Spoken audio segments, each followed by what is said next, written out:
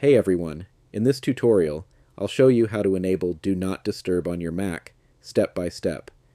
Do Not Disturb helps you stay focused by silencing notifications, alerts, and calls while you're working. Let's get started. First, click on the Control Center icon in the top right corner of your screen. In the Control Center menu, click on Focus. Now select Do Not Disturb. You can choose how long you want it to stay on. For example, for 1 hour until the evening, or until you turn it off manually. Once enabled, you won't receive notifications during that time. Alternatively, you can set it up through System Settings. Click on the Apple logo, then go to System Settings. Scroll down and click on Focus. Then select Do Not Disturb and customize the schedule, allowed apps, or contacts.